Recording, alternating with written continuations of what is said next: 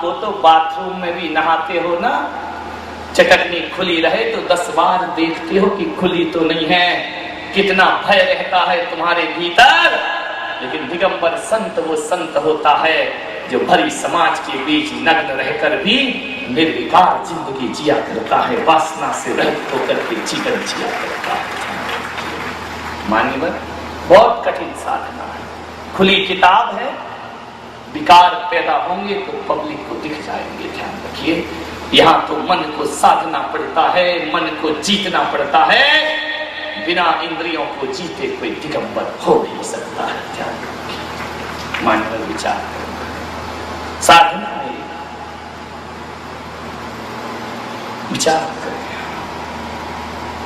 दूसरों में वक्त मत उलझाओ। लोग हमारे बारे में क्या कहते हैं इसमें समय बर्बाद मत करिए। अपने बारे में सोचिए कि मेरा जीवन क्या है। सारा वक्त दूसरों में बढ़ो। ध्यान रखना, जब दूसरों की समस्या को अपनी समस्या बना लेते हैं हम, तो हमारे बुनियादी मुद्दे गौण हो जाते हैं और दूसरों की समस्याओं में जीवन हमारा बर्बाद होते रहता है। अरे अपने बारे में सोचो, केवल अपने मुद्दों को देखिए। और मैं जहां तक कहता हूं, आदमी के पास ज्यादा समस्याएं बिल्कुल नहीं है, उसकी निजी तो कोई समस्या है ही नहीं, जितनी है वो सब दूसरों की। एक बात ध्यान रखना, समय उतना ही है। राम के समय दिन और रात कितने घंटे के होते थे? बोलो। इसी रामायण में लिखा है कि 36 घंटे के दिन और रात होते थे, 24 घंटे के।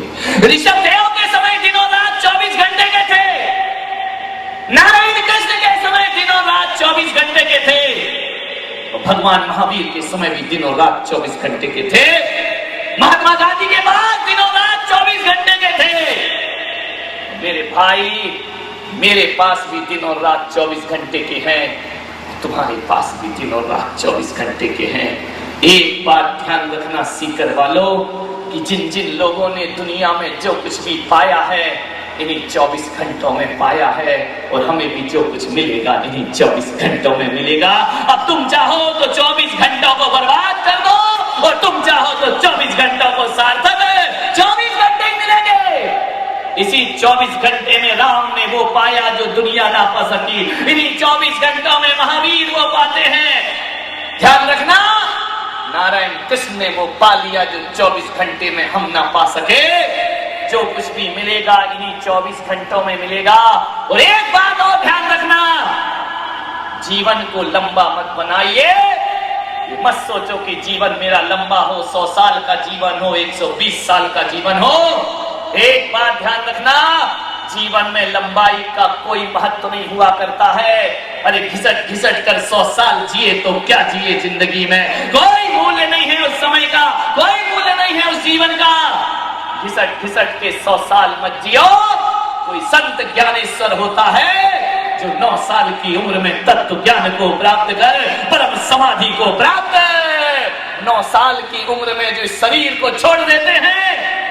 हिंदू समाज में संत ज्ञानेश्वर ऐसे संत हुए 9 साल में जो भूमि की समाधि ले लिया करते हैं। 9 साल में वो 90 साल का जीवन जी करके दुनिया से चले जाते हैं। जीवन को लंबा मत बनाओ।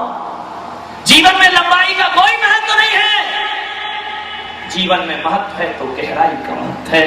तुमने कितना लंबा जीवन जिया इसका कोई मूल्य नहीं, तुमने जीवन को कितनी गहराई से जिया इसका मूल्य हुआ करता है। और गहराई के साथ यदि 1 साल भी जी लिए तो बहुत जी लिया जिंदगी में। एक बात स्मरण रखना कि सागर की लंबाई में रत्न नहीं मिला करते, सागर की गहराई में रत्न मिला करते हैं। जिनको जातिन पाइया गहरे सागर पे, और मैं गोरी देखन गई रही किनारे।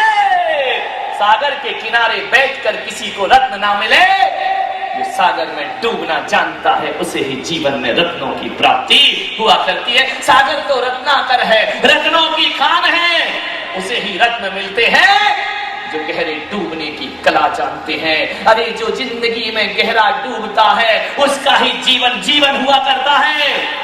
लंबा जीवन बनाने से कुछ नहीं होता। ये मत बोलो कि लंबे जीवन का आशीर्वाद दे दो महाराज। ये बोलो कि गहरे जीवन का आशीर्वाद हमें प्राप्त होना चाहिए। जीवन कितना गहरा है तुम्हारा, ध्यान रखना। संसार समुद्र के समान भी है और संसार चुल्लू भर पानी के समान भी हुआ करता है। जो जिंदगी को गलत तरीके से जीते हैं, समय को बर्बाद करते हैं, उनके लिए संसार सागर है, और जो समय को सार्थक करते हैं उनके लिए संसार चुल्लू पानी से ज्यादा कुछ नहीं हुआ करता है। एक बात ध्यान रखना, इस संसार में सुख भी है, इस संसार में दुख भी है। जीवन को जीने का तरीका क्या है? आप चाहे तो अपने जीवन को नरक में बदल सकते हैं और आप चाहें तो जीवन को स्वर्ग में बदल सकते हैं। मान लो, सत्संग किया करो, थोड़ा सा जीवन को सार्थक किया करो। एक घड़ी आधी घड़ी आधी में अपनी याद, तुलसी संगति साधु की हर एक कोटि का प्राप्त। एक घड़ी 24 मिनट तो सत्संग किया करो मेरे भाई। 24 मिनट ना कर सको तो एक घड़ी आधी घड़ी सत्संग कर लिया करो।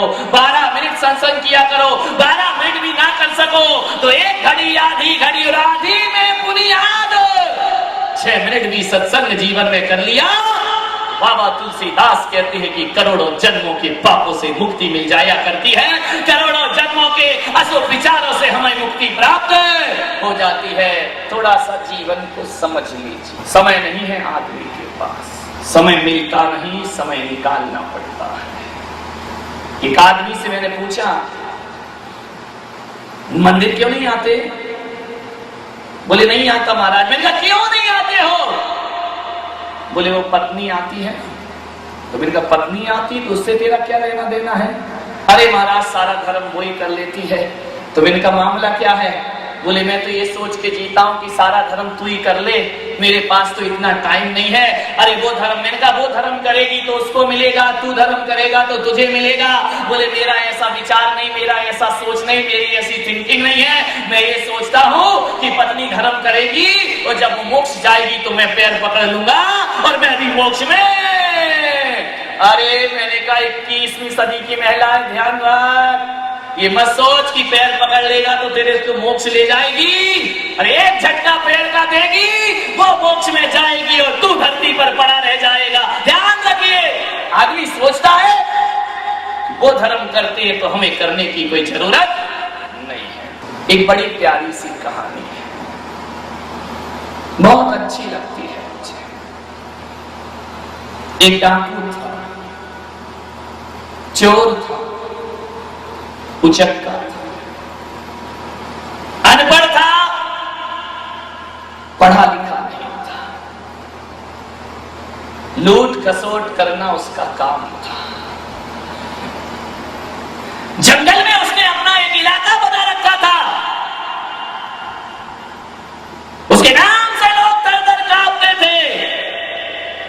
जब भी जंगल की उन पगडंडियों से कोई गुजरता था, लोग कहते कि दिन ही दिन में जंगल पार हो जाए वरना रत्नाकर डाकू आ जाएगा। उसके नाम सुनकर के लोगों के होश उड़ जाया करते थे। साधु संतों का काफिला गुजरा वहां से, जंगल से आवाज आई, ठहर जाओ, जो तुम्हारे पास हो हमारे हवाले कर दीजिए। साधुओं ने कहा कि तुम हो कौन?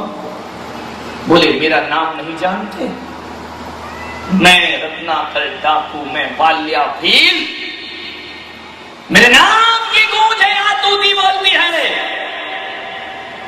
और यहाँ का ये रिवाज है कि जो भी आएगा, ध्यान रखना, एक साधु और डाकू के दरबार में इतना ही अंतर होता है कि साधु के पास जाओगे, अरे खाली झोली लेकर जाओगे और झोली भरकर वापस आओगे, और डाकू के पास जाओगे तो भरी झोली ले जाओगे, खाली लौट करके वापस आ जाओ, इसकी भी कोई गारंटी नहीं हुआ। रत्नाकर ने कहा जो भी हो हमारे हवाले कर दीजिए।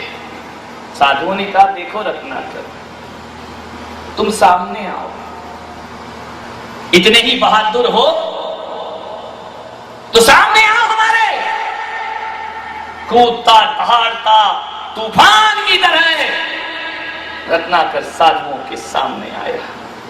जो भी हो मेरे हवाले कर दीजिए। साधुओं ने कहा हमारे पास क्या, दंड कमंडल रख करके घूमते हैं और हमारे पास होगा क्या, ना धन है ना दौलत है। रत्नाकर ने कहा ये कमंडल मेरे हवाले करो, मैं यहां के नियम नहीं तोड़ सकता हूं, कुछ ना कुछ तो देकर जाना ही पड़ेगा। साधुओं ने कहा देखो रत्नाकर, ये कमंडल लेना है आप ले लो, इनमें पानी है,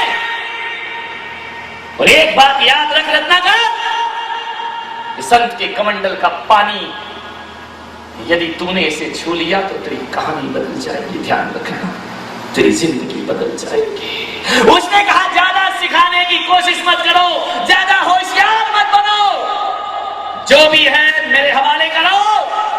हो सकता है कि कमंडल के भीतर तुमने बड़े कीमती हीरे जवाहरात छुपाए रखे हो। संतों ने कहा नहीं, ध्यान रखना, जो आदमी जिंदगी भर बेईमानी में जिया वो दूसरों को ईमानदार कभी नहीं समझ सकता है। जिंदगी भर जो गलत काम में जीता है वह सही आदमी को भी गलत समझा करता है। ध्यान रखना, आदमी दुनिया में कभी बुरा नहीं होता है, हमारी सोच दुनिया में सबसे ज्यादा बुरी हुआ करती है। किसी के प्रति हमारी सोच गलत है तो हमारी नजरों में वो आदमी कभी सही नहीं हो सकता है।